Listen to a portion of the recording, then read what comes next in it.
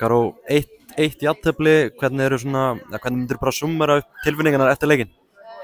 Ég er mjög pirruð. Mér fannst eiga meira skil úr leiknum. Auðvitað áttu þær sína sénsa en við áttum svo sannarlega okkar líka. Gerum hrikalega vel oft sóknarlega og erum þétta varnarlega og hrikalega sorglegt að fá þetta mark á okkur en við hljótum að vinna það bara. Mark sem við skorum, þetta var geggjað mark.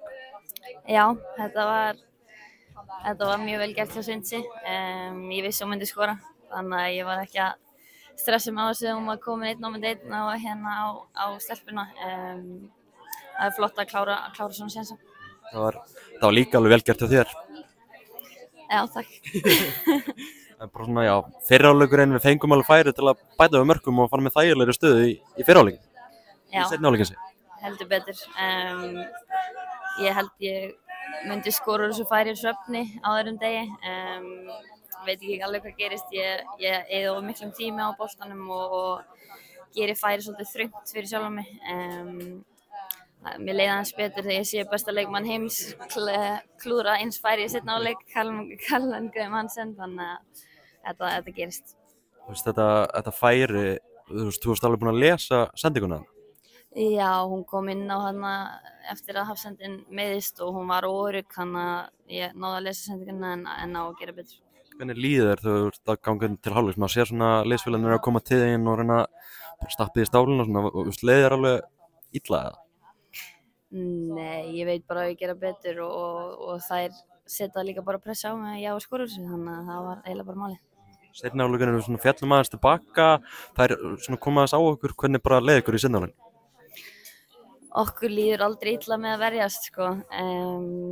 Þannig að ég einhvern veginn hélt aldrei að við myndum missa þetta vel niður. Kannski klaufalegt mark sem við fáum á okkur, kannski svolítið ólíkt okkur en svona gerist og eins og ég segi þá fljótu að taka rauðan.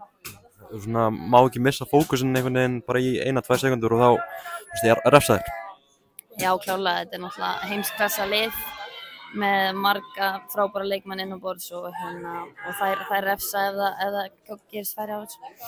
9 leikir í röð án sigurs, er það áhyggjuefni? Nei, ég vissi ekki eins og að því. Það skiptir máli núna að við tökum sigur á Laugardalsvelli og svo bara Og bara vinna Frakkland?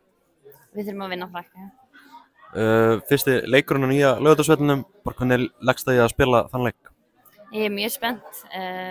Okkar kveðju leikur frá Íslandi til að komast á EM og ég er mjög spennt að sjá íslensku aðdáendurnar, sjá nýja völlinn og spila alvöru Laugardalsvelli. Ég er mjög spennt, þannig að vonandi að koma sem flestir. Takk fyrir að ganga vel.